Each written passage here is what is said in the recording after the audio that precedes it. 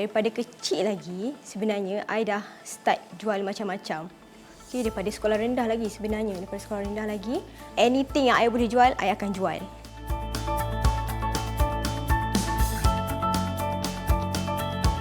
Kalau kita cakap berniaga ni, dia berkenaan peluang lah.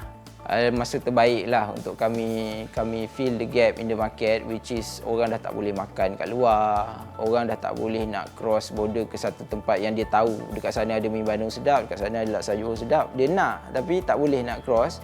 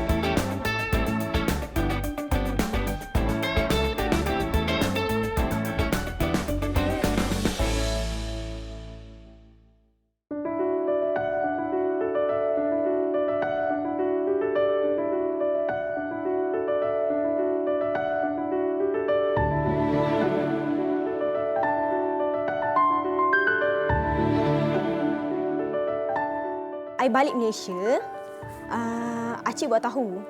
So, I cakap, Acik buat, kita makan semua, my family memang selalu lah. So, Acik buat tahu kan, kita makan-makan, lepas tu dia sedap. Lepas tu, I tengok Acik jual, I rasa macam, tak tahulah, I rasa macam, tak worth-nya Acik jual, Acik tolak macam tu.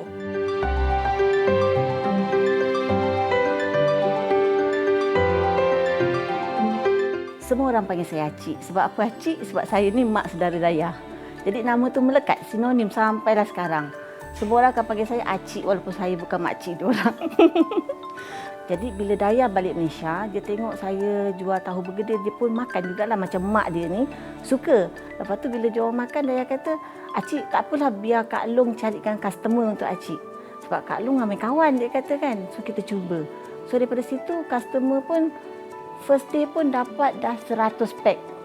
Alhamdulillah, memang rezeki macam tak sangka. Tahu tu meletup. I run tu setahun lebih juga. Tapi kita ambil lah macam dalam seminggu, kita ambil 2-3 kali kita open order. And then I fikir macam, why not kita try je. Tapi sebenarnya deep down, I tak nak menjaga makan. Kalau untuk expand, I tak nak. Sebab I rasa macam daripada I kecil, my mum memang, parents memang menjaga makan. Kita duduk dekat gerai, kita membesar dekat gerai, kita tahu macam mana susahnya hidup dekat gerai tu. So, I rasa macam, oh tak boleh, I tak nak. I serik sebenarnya.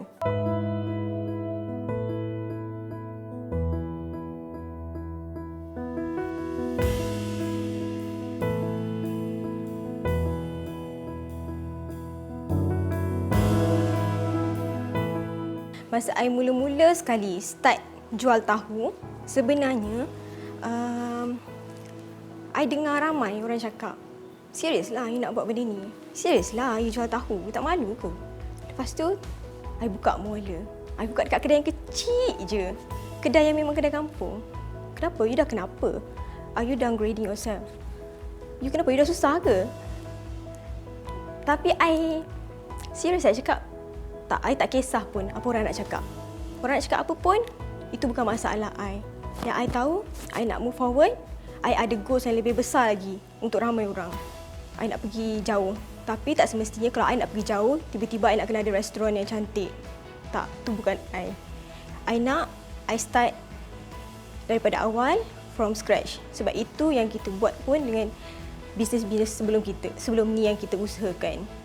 Itulah yang I dengar masa I mula-mula start buat mula sampai hari ni pun. I cakap, serius lah, you duduk kat kedai kampung je.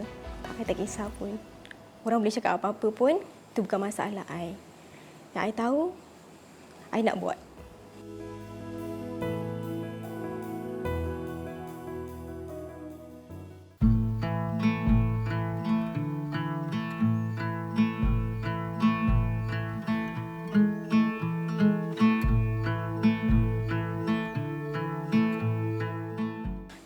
daripada kecil lagi sebenarnya I dah start jual macam-macam. Anything yang I boleh jual, I akan jual. Sampai I pergi universiti pun, lecturer semua tahu.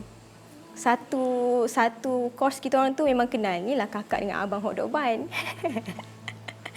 Tapi masa tu I terus terang cakap, kita orang memang tak ada pun lah rasa malu ke apa, tak ada. Okey je. Selepas saya habis study di UiTM Sarawak diploma dan saya terlibat dengan construction selama lebih kurang 2 tahun sebelum saya terbang ke Newcastle di United Kingdom. Pada tahun 2011 saya graduate dan saya bekerja dengan sebuah syarikat perkapalan di sana sebelum saya menjalani perniagaan sendiri dalam bidang perkapalan juga. Dah alang-alang husband I ada logistik company, so I boleh tumpang je. I dah tak payah bayar banyak kos kan, dah boleh jiwat banyak kos. So daripada situ I start buat super murah UK. Sampailah I pregnant anak yang keempat, I dah mula rasa stuck. Sebab I dah tak boleh nak adjust. Anak nak kena jaga, business nak kena run. Masa tu I kat UK, waktu Malaysia I kena kerja, waktu UK pun I kena kerja. So I dah tak fokus, I dah tak boleh dah. So I pull out and then I shut down my business. Then that's it sampai situ.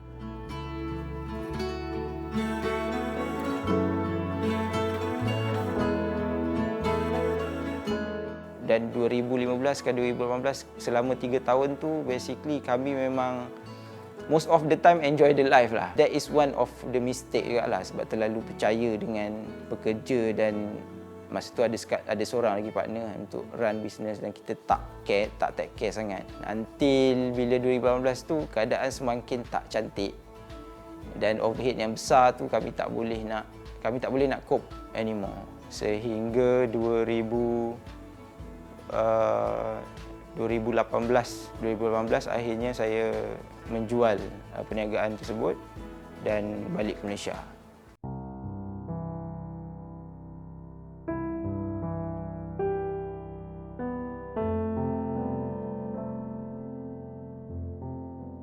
Sepanjang tempoh I shut down super murah, I memang tak tahu nak buat apa-apa. And then sebenarnya dalam tempoh tu I down juga. So tu yang I cakap I will back on track. I will be back on track. Tapi sepanjang tempoh tu I tak nampak jalan. Sebab memang hari-hari I akan doa.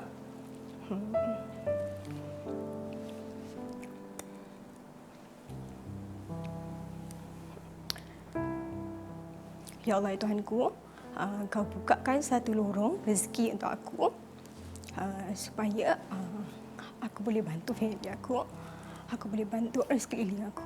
Sebab aku tahu, aku nampak orang di sekeliling aku ramai lagi yang susah.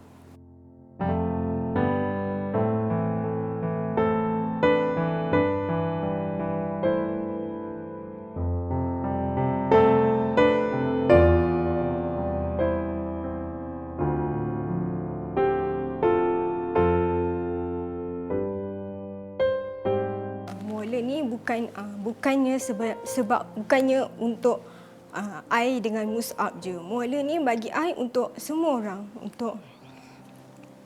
untuk mereka yang berjuang dengan kita orang, untuk family kita orang. Sebab itulah I selalu cakap dengan my team member, buat betul-betul, buat yang terbaik.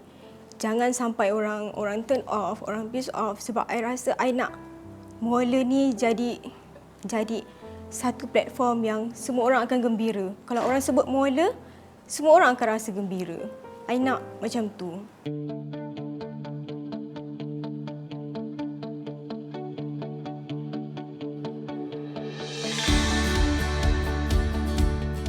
Pada 2019 tu balik tu kami sebenarnya tak berani pun nak buat apa-apa perniagaan sebab kita tak biasa tinggal di Malaysia. Setahun lebih jugalah nak memahamkan apakah strategi terbaik untuk masuk dalam market dan apakah industri terbaik yang kami patut ceburi. Until bulan 7 2020 sebabkan dah setahun lebih berada di Malaysia dan masih tak ada lagi perusahaan yang steady.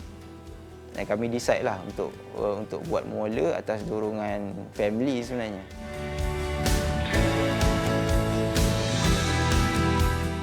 Bila dia agree nak on board dengan I, sebab pada awalnya dia tak nak. I pujuk dia banyak hari sebenarnya. Jomlah kita buat kan. Nothing to lose, jom. No, I tak ada experience, no. Jomlah. End up, dia kata okey. So, masa dalam kereta tu, nak letak nama apa ni? Entah. I cakap, I tak tahu nama apa. Mula. Dia cakap macam tu kat I. I macam, Mula? Macam, betul, mula. Sebab every time kalau kita tengah duduk saja-saja pun, dia tengah siap-siap, nak pergi mana? Mula. Itu ayat dia. So, buat I teringat yang macam, okey, betul, mula. Muar. Slang yang orang Muar pakai, dia basically muar sebenarnya. M-U-A-R. Tapi orang Muar memang panggil muar lah. M-U-O, mula. That's how nama mula tu datang.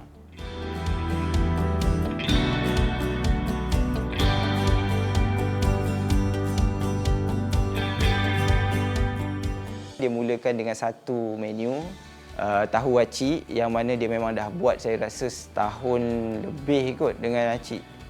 Dan bila, yelah, dia gunakan customer yang sedia ada, yang memang sukakan dengan menu tu. Bila dia announce yang dia buka kedai, alhamdulillah sambutan sangat menggalakkan. Minggu pertama, minggu kedua, sampai tak terhandle, sampai memang banyaklah order yang masuk tu terpaksa reject. Dan dia gunakan pun masa tu runner freelance, dia gunakan Lalamove, dia gunakan Grab untuk buat penghantaran. Lepas tu dia ada seorang runner dia sendiri. Bila order tu masuk banyak dan memerlukan saya sendiri berada dekat kitchen, baru saya nampaklah sebenarnya okey, perniagaan ni sangat berpotensi untuk berkembang. Dan orang memang tak berhentilah minta, nak lagi. Tapi berniaga ni dia tak selamanya indah. Bulan yang pertama memang sale memang meletup. Bila masuk bulan kedua dia start menurun. Sebab the moment yang susah sebenarnya adalah untuk cari pelanggan barulah.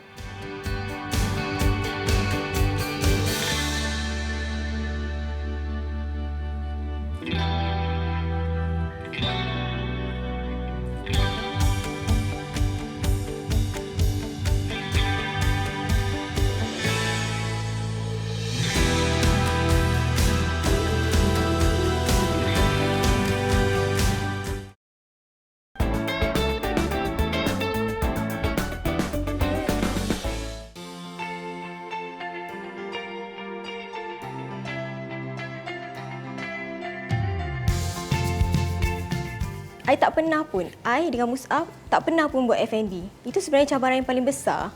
Yang kenapa at the first place Mus'ab reject proposal I untuk jual makan. Memang dia mati-mati tak nak.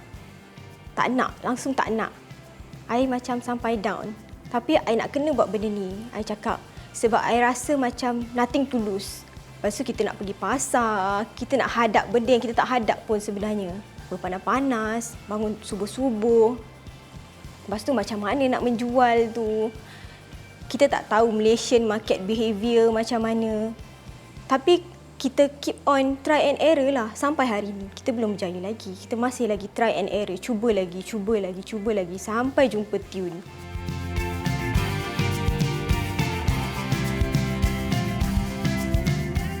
Orang kata buat je lah. Kenapa? Apa masalahnya kalau Mus'ab tak ada pun? Buat je lah. Kan?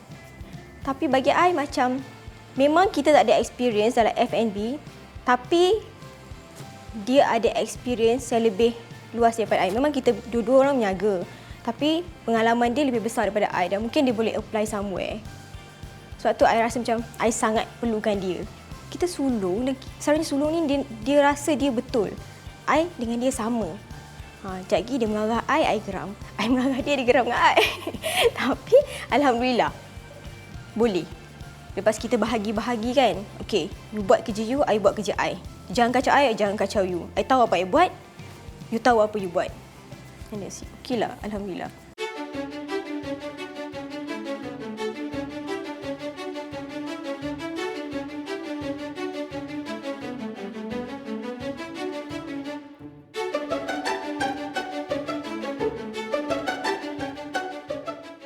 Cabaran utama dalam buat muola ni sebenarnya adalah untuk memuaskan hati customer. Bila customer ni ada satu expectation tau. Dia ada satu expectation yang laksa Johor has to be like this. Mi Bandung has to be like this. Kalau makan mi rebus nak kena ada sate. Itu yang kalau you all tahulah, orang Muar ni dia enjoy makan masa sarapan. So kalau orang Muar yang customer kami yang orang Muar, dia akan mempersoalkan kenapa delivery muola ni bukan sarapan. Sedangkan kita bukan tak nak, kita acknowledge benda tu. Kita acknowledge benda sebenarnya orang Muar ni enjoy breakfast. But serving breakfast ni tak semudah yang disangka lah. Masanya pendek.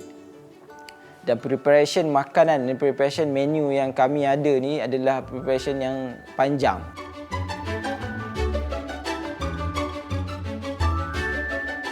Bahan-bahan yang kami guna ni sebenarnya bahan-bahan yang premium lah. Bahan-bahan yang harganya tak stabil. Semalam dia boleh jadi murah, besok dia boleh jadi sangat mahal.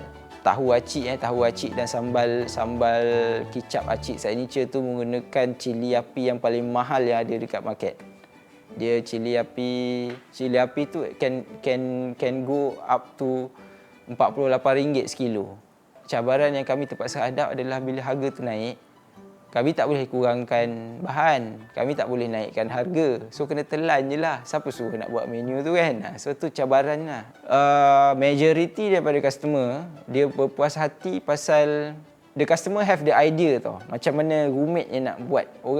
Macam mana roommate-nya nak produce menu-menu yang kami buat ni. Plus, kami buat tu delivery.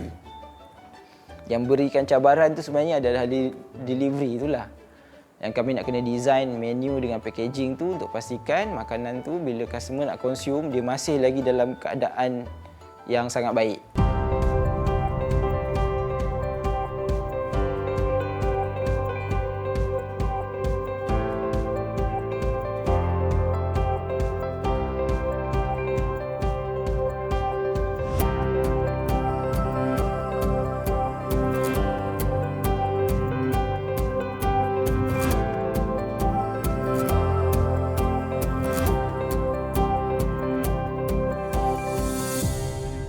Kami pilih Johor ni basically sebab dia adalah resepi keluarga kami yang berasal daripada Johor. Kebetulan family saya dengan family Dayah memang asalnya memang pada Johor. Parent kami pun ada background berniaga makanan dan pada kami tak susahlah untuk kami introduce apa yang kami tahu berdasarkan apa yang family kami dah buat dan untuk pasarkan kepada orang ramai.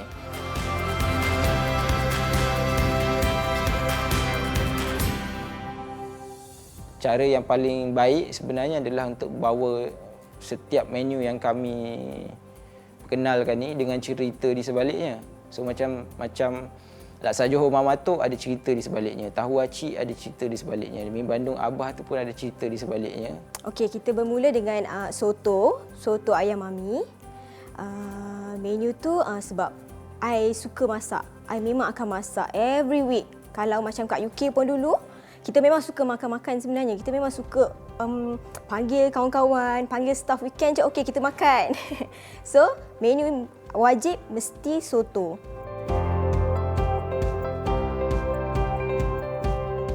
Okey, and then kita come out dengan mi Bandung Abah. Sebab Abah memang kat situ hari-hari. So, macam okey kita buat mi Bandung Abah. Masa zaman saya, kecil-kecilnya anak ni lah kan. Memang saya jual mi Bandung hanya pakai stol tolak je ataupun warung-warung tumpang-tumpang orang. Macam itulah. Jadi hingga sekarang ni memang saya dah berhentikan jual tu, tapi customer lama tu masih bertanya kan, aku rindukan mi Bandung kau tu. Mi Bandung tu agak kelainan sikit lah. Mi Muar dipanggil. Itu yang jadi orang pun bila dah makan dia mesti tahu beza dia tu.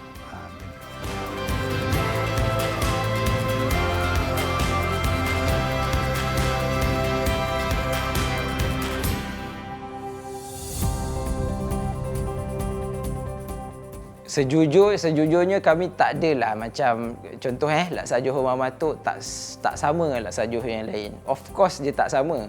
Dari segi resepi dan dari segi bahan-bahannya pun tak sama. Bila kita decide untuk present dekat market, Yang condemn ni terlalu banyak. Oh, kau ni laksa Johor Mama tu ni tak ada bawang. Kenapa tak ada bawang? Kenapa tak ada daun selasih kan? But inilah yang kami makan. Inilah yang kami makan daripada kecil. Memang laksa Johor yang kami kenal adalah laksa Johor yang begini.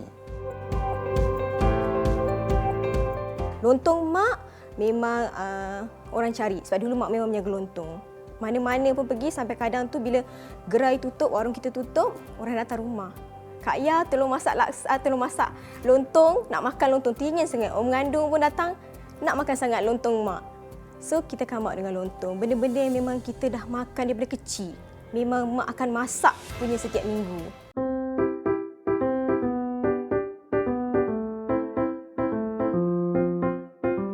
Sebenarnya dulu masa I duduk UK, bila every time balik Malaysia, I suka hopping beli tahu bergedil. Tahu bergedil ni sebenarnya favourite I. Satu hari ni, I ingat lagi masa tu dekat dapur rumah mak I. Macam biasalah, I selalu jumpa Acik kan. So kita gelak-gelak, kita borak-borak. And then I cakap, Acik, I suka makan tahu bergedil. Tapi sos yang I dapat selalunya semuanya manis-manis. Sos merah tu kan. I rasa I kurang sikit. Pasal cubalah Acik buat. Boleh juga, Acik cakap. Nanti Acik tengok macam mana nak buat. Kalau kita pakai sos kicap, tu okey tak? Acik cakap. Cubalah pedas-pedas. Mesti sedap. Start daripada tu yang Acik buat.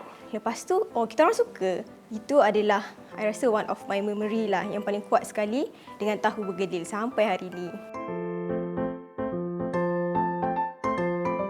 Bahan-bahan yang kita perlukan untuk buat tahu bergedil ni sebenarnya tak banyak sangat pun. Kita perlukan tahu kering, kentang, daun sup, bawang goreng, and then nak pakai garam sikit. Lepas tu kita pakai telur, and then guna tepung lah sikit. Kita guna tepung jagung untuk goreng tu. Kalau you suka filling dia, you boleh tukar-tukar gantilah. Kalau you suka daging, masuk daging, ayam. And then kalau you tak suka, boleh pakai potato saja. Ataupun macam dekat Mauler, kita ada special rabbit. Cara-cara nak masak dia mudah je sebenarnya, tapi dia renyah. Kentang tu sendiri kita goreng ataupun kita rebus. Depends mana yang kita suka, kita selesa kan.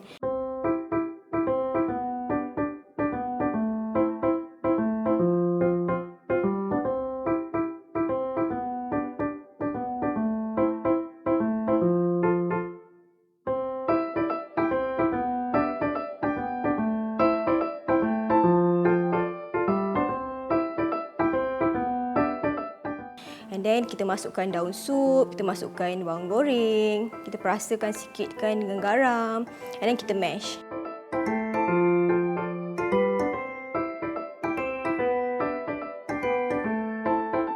Kalau you suka filling, you boleh masuk filling. Kalau you tak suka, just potato itself.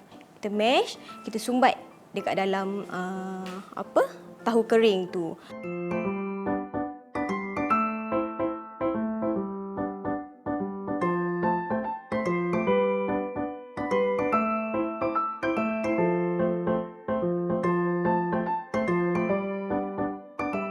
Untuk salutan, telur tu kita masukkan tepung jagung sikit supaya dia nampak cantik. Dan kita pukulkan rata.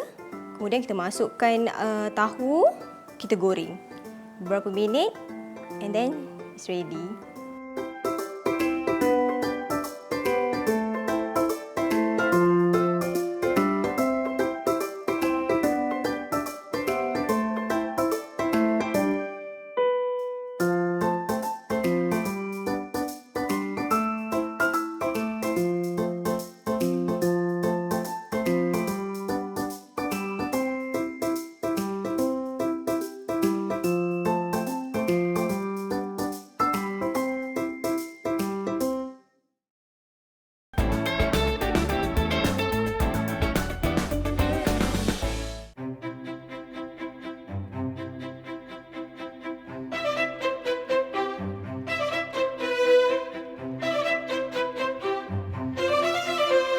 Soto ayam mami ni sebenarnya daripada zaman ITM lagi, daripada zaman universiti lagi, I memang dah start masak.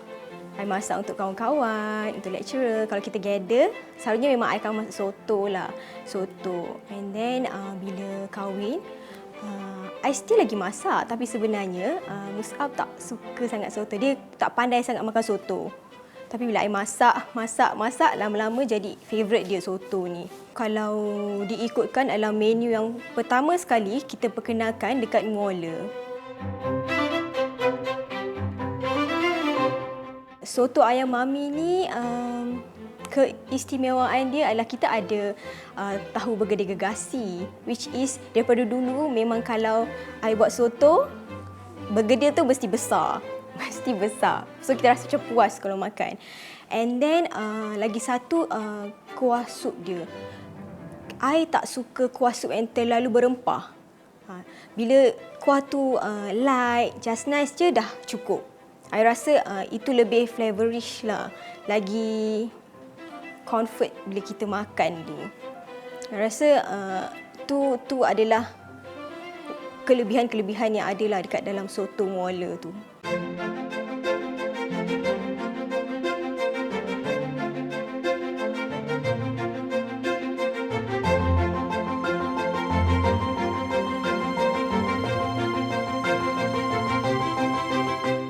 Bahan-bahan untuk kita buat kuah soto adalah bunga lawang, bunga cengkeh, kayu manis, and then kita perlukan daun sup, cube pati ayam, and then ayam itself untuk kita rebus, sup bunjut, bawang merah, bawang putih, halia dengan serai.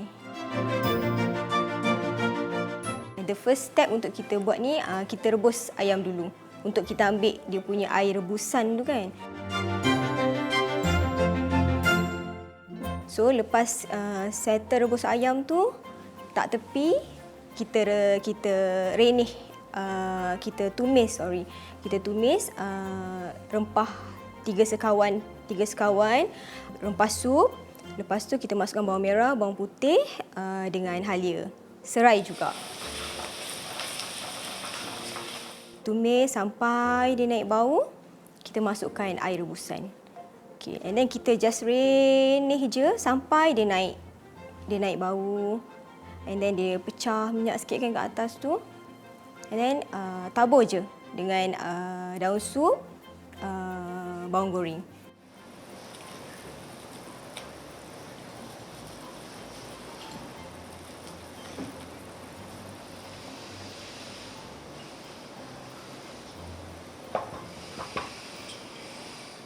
Untuk ayam, air rebusan tadi, saya akan simpan dulu dekat dalam fridge sementara saya tumis kuah and siapkan kuah.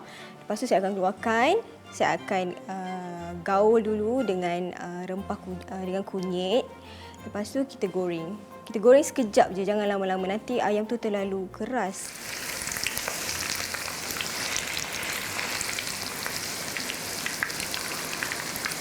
Untuk ayam tu saya goreng sebab saya kurang kalau ayam yang macam lembab, berair, lagi satu dia cepat basi. So sebab tu saya akan goreng dulu, apa-apa pun goreng dulu. Lepas tu kita angkat, kita cari.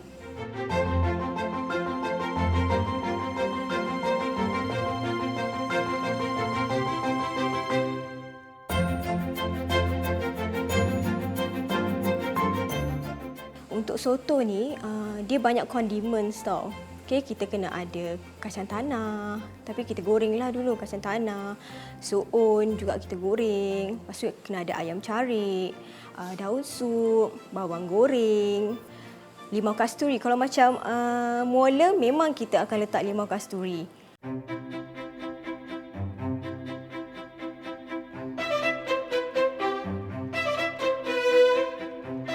Kalau nak cerita berkenaan Amin Bandung ni, ia berkait rapat dengan benda yang saya tak berapa nak suka sebenarnya.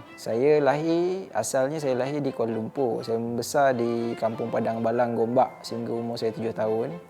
Dan kami sekeluarga berpindah ke Muar pada ketika umur saya 8 tahun. Lepas tu saya pindah ke sekolah di JB pada ketika umur saya 16 tahun, ketika tingkatan 4. Dan bermula pada tu saya memang saya dah tak duduk Muar. Dan saya tak kenal Mi Bandung ni dan saya tak suka Mi Bandung ni daripada Muar. Sejujurnya lah, walaupun saya membesar di Muar, sehinggalah saya kenal isteri saya pada masa saya sambung diploma di Sarawak. Dia masa tu bila saya kenal dia ni, dia terkenal yang dia tak pandai masak lah sebenarnya. Dia tak pandai masak. Dia sangat reluctant untuk ke dapur, sampaikan saya ingat saya pada semester ke-5 kalau tak silap, kami ada perusahaan kecil yang kami buat sama-sama. Kita orang jual hotdog. Balik kelas, saya akan beli roti, saya akan beli hotdog, saya beli sayur, beli sos dan sebagainya. Dia akan goreng hotdog tu, dan lepas kelas saya akan join dia lah, potong ban, packing hotdog, dan kita orang akan jual malam. This is the moment saya kenal mi Bandung sebenarnya.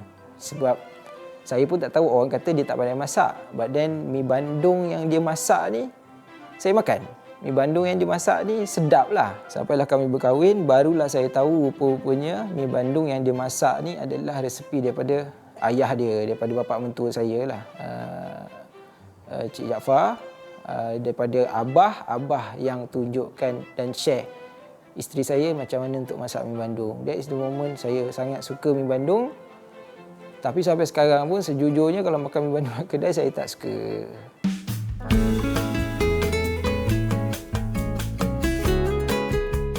Istimewanya dalam mi Bandung Abah ni sebenarnya adalah udang kering. Udang kering yang kita pakai tu, kita memang pilih udang kering yang betul-betul wangi.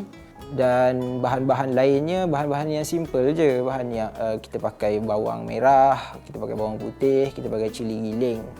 And then udang kering dan udang geragau. Itu adalah 5 bahan utama lah sebagai rencah mi Bandung. Bawang putih, bawang merah, cili giling, udang kering dan udang geragau di blend sekali arung dan kami keringkan untuk jadi paste utama.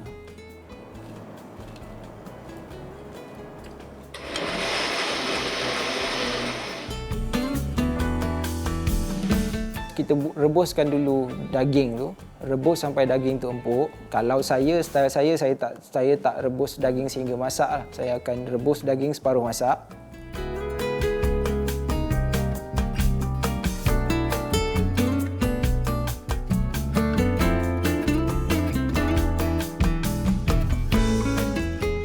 Menggunakan air rebusan daging tu, saya akan rebus udang juga. Tak terlalu lama, sebab bila terlalu lama kulit udang tu akan melekat pada udang. Just celur dan tutup api. Kemudian while air tu masih mendidih, saya potongkan daging dan saya asingkan.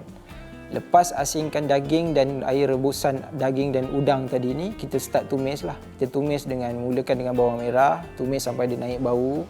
Lepas tu kita masukkan bawang putih, teruskan tumis sampai dia pecah minyak. Kemudian kita masukkan cili giling. Sebelum you all nak mulakan tumis tu, of course you have to blend lah. Walaupun kita dah buat paste tu tadi menggunakan bawang putih, bawang merah, cili giling dan udang kering dan udang geragau, kami tetap akan tumis kuah tu menggunakan bahan-bahan ni juga yang masih fresh lah. Kemudian paste yang kami dah siapkan dan keringkan tu kita masukkan. Dan kita masukkan air rebusan daging dan udang tadi. Biarkan dia menggelegak.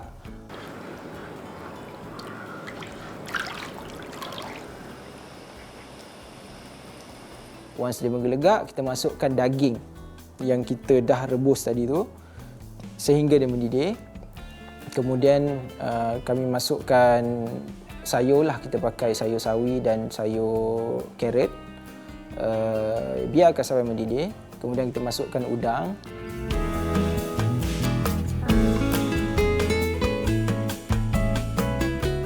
Dan yang paling penting sekali adalah timing untuk telur. Sebab telur ni kita akan masukkan yang last sekali. Telur ni adalah bahan yang terakhir sekali kita masukkan sebab kita nak enjoy the egg yolk, kuning telur. Kuning telur tu dalam keadaan separuh masak. That's when you boleh betul-betul rasa dia telur tu, dia punya putih telur tu akan jadi part of kuah. Tapi kuning telur atau egg yolk tu masih lagi cair. Masih belum 100% masak.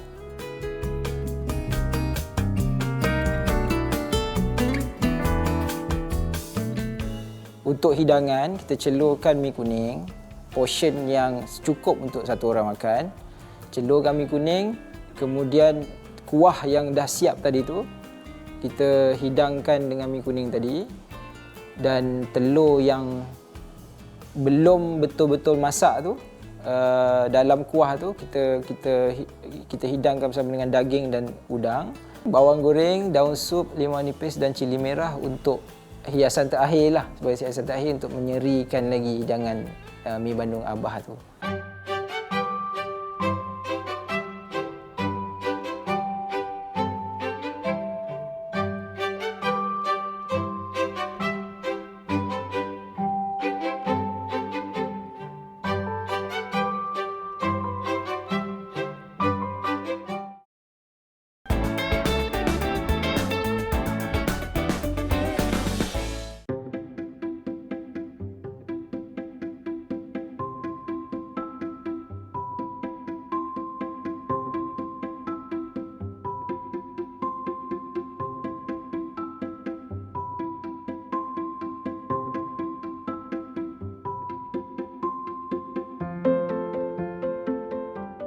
Kejayaan terbesar Muala ni adalah bila kami lancarkan menu nasi ambeng tu, yang kami kira-kira mungkin kami boleh jual dalam 50 ke 100 dulang sehari. Dalam masa 3 minggu actually, bulan puasa tu kami decide untuk bekerja setiap hari. Tapi alhamdulillah sekali hari pertama lah, hari pertama puasa tu, order nasi ambeng tu terus ke 100 dulang.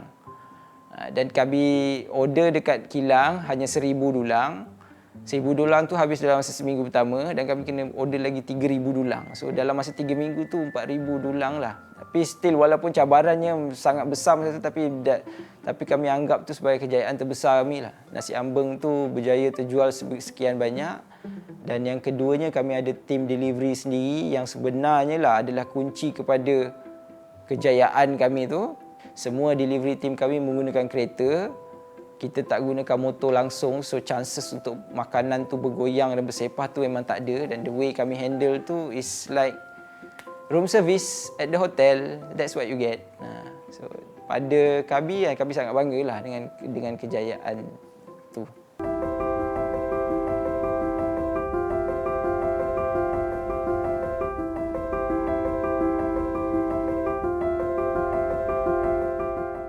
Bagi I personally, the best part of Muala is kami dapat menggajikan semula pekerja-pekerja kami dari company yang kami dah shut down sebelum ni.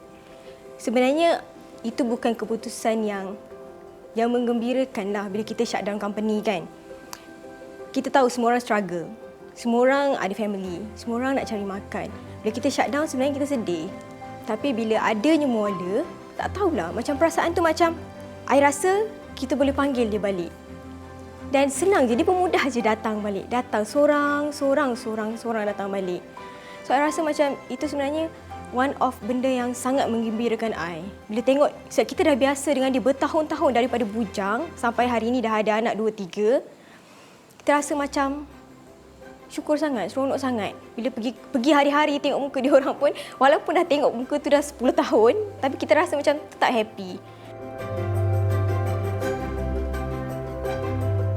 Ahli kumpulan Muala sekarang ni pun sebenarnya majoritinya adalah daripada syarikat saya yang lama. Diorang semua adalah sayap kanan saya yang berada dengan saya lama sebelum ni. So yang salah satu sebab yang memudahkan perjalanan Muala ni adalah ahli kumpulan tu lah. The team members tu, team members yang kenal dengan cara saya bekerja, dengan mudah faham ke mana kami nak pergi, dan masing-masing faham apa kepentingan dan apa peranan masing-masing.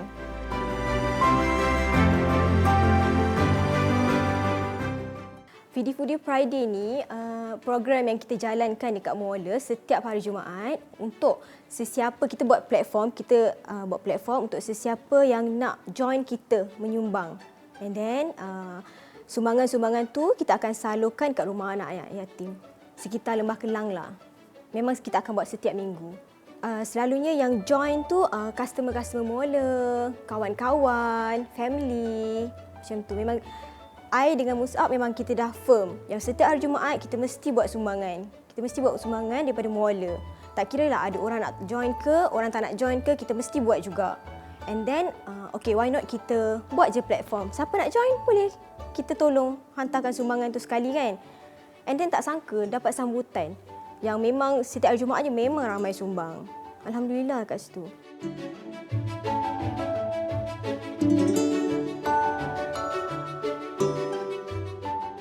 So the next milestone tu adalah untuk setiap menu yang kami produce sekarang ni, kami ada satu formula untuk keluarkan lah paste, lepas tu kicap, sambal yang akan kami botolkan, dan kami ada bandung soda yang kami akan botolkan untuk jangkauan market yang lebih besar. Bila mula nak buka dine-in ni kan, yang tu memang permintaan yang sangat banyak lah. Existing customer pun mencita-citakan bila mula nak ada restoran dan boleh dine in dan boleh menikmati makanan mula ni on the spot, plated on the table kan. InsyaAllah it's coming very soon. Semuanya dalam perancangan dan kami sendiri sekarang ni sedang bertatih langkah demi langkah untuk capai kami punya plan tu.